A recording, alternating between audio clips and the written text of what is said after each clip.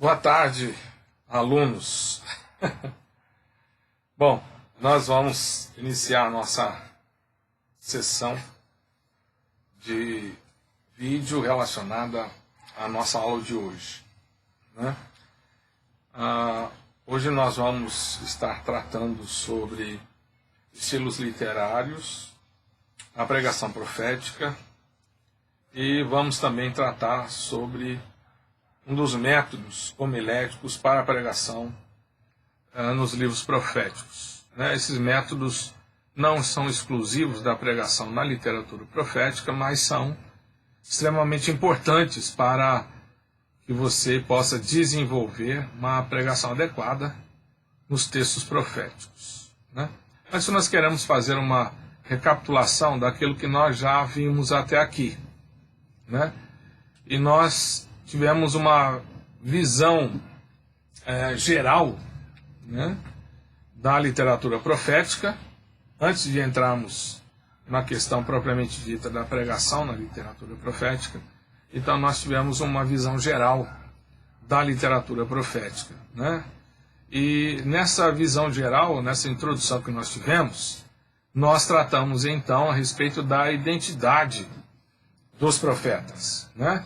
E na identidade dos profetas, nós vimos que os profetas, eles apresentavam ou apresentam para nós, tanto exegetas como pregadores, uma dificuldade grande para a compreensão, então, da literatura profética como um todo. E algumas dessas dificuldades apresentadas para a pregação nos livros proféticos são relacionadas primeiro ao tamanho da composição. Os livros proféticos são livros grandes, principalmente Isaías, Jeremias e Ezequiel, né? O livro de Lamentações é um livro pequeno, tem 5 capítulos. Os livros dos profetas menores, se nós olharmos para a literatura dos profetas menores, como nós chamamos, no seu todo, ela tem uma extensão razoável. São 12 profetas, né? Ainda que uns tenham 1 capítulo, outros tenham 3 capítulos, outros tenham 14 capítulos, né? Mas ainda assim, na sua extensão total, eles são uma composição que inclui vários autores, mas é uma extensão considerável, né? Há um outro grupo de literatura que não é o nosso foco agora, que é o que nós chamamos de profetas anteriores, ou primeiros profetas, que trabalha no profético mais numa questão histórica, né? É uma profecia histórica, ou uma profecia historicizada, que vai envolver, então, de Josué a Crônicas, né? Então nós temos Josué, Juízes, 1º e 2º Samuel e Crônicas, que nós chamamos de profetas anteriores, e que também são uma composição grande, extensa. Então a dificuldade que nós temos é essa dificuldade da extensão da composição, no sentido de que nós devemos ter uma estrutura que nos possibilite entender o todo de cada uma dessas composições. Outra coisa que nós devemos entender das dificuldades que nós temos e que foram apresentadas é que os profetas eram indivíduos incomuns. Os profetas eram indivíduos incomuns em relação à maioria das pessoas da sua época. Ou seja, eram incomuns porque, como diz Walter Kaiser, eles poderiam ser considerados tanto revolucionários quanto conservadores para os seus dias, né? E revolucionários no sentido de serem radicais quanto à comparação deles ao comportamento da maioria das pessoas em relação à revelação divina, em relação ao cumprimento da Torá, da aliança, do pacto, das expressões de adoração a Deus. Por isso eles eram radicais. Eles poderiam ser chamados também de conservadores. Por quê? Porque eles estavam o tempo todo chamando o povo de volta às práticas anteriores, ou de volta às observações pactuais da lei, observando os ensinamentos de Moisés, né? Observando os ensinamentos da Torá. E por isso você terá dificuldades dessa relação, no sentido de sempre estar observando para onde o profeta está querendo conduzir o povo ou a audiência dele, para que tipo de orientação legal o profeta está conduzindo o povo dele. E você vai precisar trabalhar esse tipo de pensamento.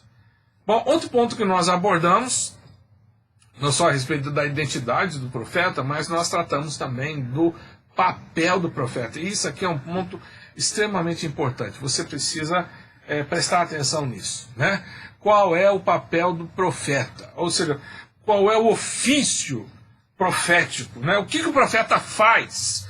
O que o profeta deveria ser reconhecido por seus contemporâneos e por nós também. O que o profeta, por exemplo, ele era um prognosticador, ou seja, ele ficava fazendo previsões do futuro. Não, ele não era alguém que ficava fazendo previsões do futuro, porque as pessoas, quando iam consultar o profeta, estava muito mais relacionado às ações imediatas, às decisões imediatas que deveriam ser tomadas com base em revelação de Deus, ou a comunicação de Deus para aquele momento. Então, como o profeta deve ser visto no seu ofício, no seu trabalho?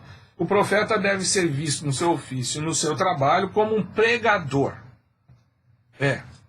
O profeta, ele era um pregador, ou seja, um comunicador da palavra de Deus, da vontade de Deus, antes que um prognosticador do futuro. Né? Tem que estar na sua cabeça. Você vai ler a literatura profética observando o profeta como um pregador, e não como um adivinho, ou não como um vidente, ou não como um prognosticador do futuro. Tá certo? O profeta também devia ser visto como um porta-voz. Porta-voz da vontade de Deus. Isso é muito importante para nós, porque a mensagem profética sempre foi a mensagem de Deus. Não era a mensagem do profeta. O profeta nunca fala em nome de si mesmo. Ou ele fala provocando os seus ouvintes para um retorno ao cumprimento das questões factuais, ou ele comunicava uma revelação imediata de Deus para o seu povo, né? Consequentemente, isso trazia a imediaticidade da comunicação profética, e isso trazia também a autoridade da comunicação profética, porque a autoridade do profeta não vinha do profeta, apesar de ele ser uma pessoa autorizada por Deus para comunicar essa verdade, mas a autoridade da comunicação profética, da pregação profética, vinha do próprio autor da mensagem, Deus. Em última instância, o autor da mensagem profética era Deus. Outra coisa que nós devemos observar é que a profecia deve ser vista, né? Deve ser vista dentro de um contexto assim, de um ministério de desvendamento, ou melhor, de desnudamento. O profeta, ele tinha como seu papel desmascarar a falta de cumprimento das questões pactuais, tanto por parte do povo, quanto por parte dos governantes. Isso inclui os reis e os sacerdotes também. Então o profeta, ele desnudava a sua audiência, em relação à mensagem que ele estava proclamando. Isso então é importante para que você saiba, né? Que o pregador também tem essa prerrogativa, né? O pregador ele exerce um papel profético. Nesse caso nós teremos que fazer uma inversão, olhar o papel do pregador à luz do papel profético. E até mesmo observar se, no cumprimento do nosso papel, nós estamos exercendo o papel requerido de nós como orientado pelas Escrituras. Entender que nós não somos prognosticadores, somos comunicadores da palavra de Deus. Entender que a nossa comunicação não é de interesse pessoal nosso. Ela é a proclamação da palavra de Deus, consequentemente, da mensagem de Deus. Por si só, ela é autoritativa. Ela não precisa de que eu conceda a autoridade. Foi-me dada a autoridade no comunicar a palavra de Deus, que por si só já é autoritativa. E de certo modo eu preciso olhar também que a minha mensagem precisa ser confrontadora. Precisa tornar o homem consciente da sua condição de pecado e da necessidade de arrependimento e de um retorno a práticas exigidas pela palavra do Senhor para a sua vida. Então nós trabalhamos dentro dessa perspectiva, né? Dentro dessa perspectiva. E um terceiro ponto daquilo que nós tratamos acerca da mensagem do profeta. E aí, em termos da mensagem profeta, precisamos entender que os profetas eles eram comunicadores de uma mensagem divina, assim como os pregadores de hoje também, claro. E dentro desse fator do profeta como um comunicador da mensagem divina, né, o profeta demonstrava sensibilidade no exercício desta comunicação. Eu vou apenas citar, né, essas sensibilidades que o profeta manifestava na comunicação da mensagem divina. Primeira sensibilidade que nós podemos observar aí no profeta, né? O profeta era sensível, né, a Deus. Ele tinha sensibilidade a Deus. Ele conhecia bem a Deus e conhecia bem os atributos de Deus. Então ele era alguém sensível a Deus. Segunda coisa, ele era sensível à profundidade do pecado e da descrença. Sensibilidade ao pecado, profundidade do pecado e a descrença.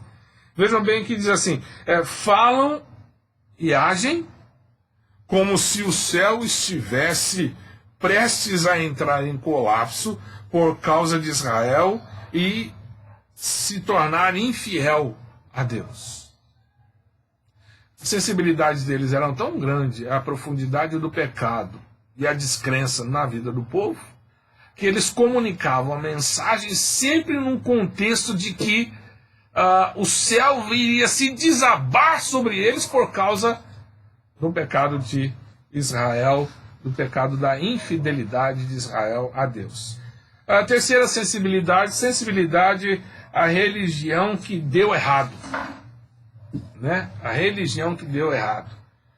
Os profetas, uma religião que era baseada na vontade do povo, não era a religião que eles estavam se preocupando. Né?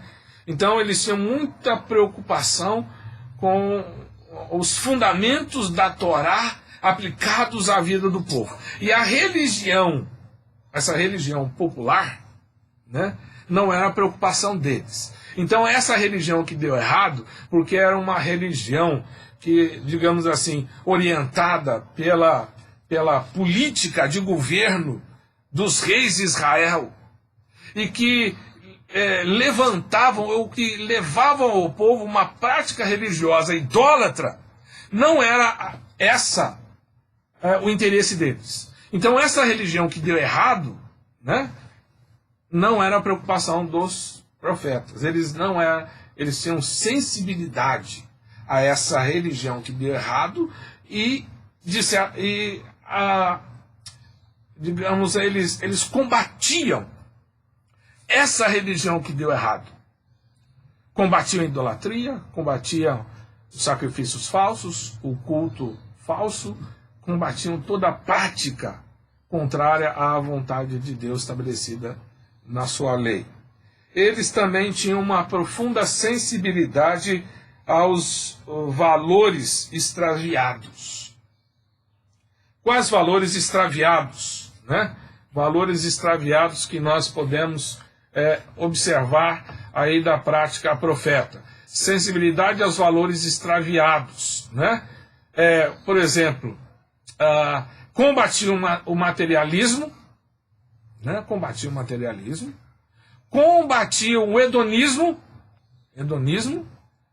combatiam a idolatria, combatiam a injustiça social e combatiam outros tipos de valores, né? Valores não verdadeiros ou valores extraviados, né, da palavra do Senhor.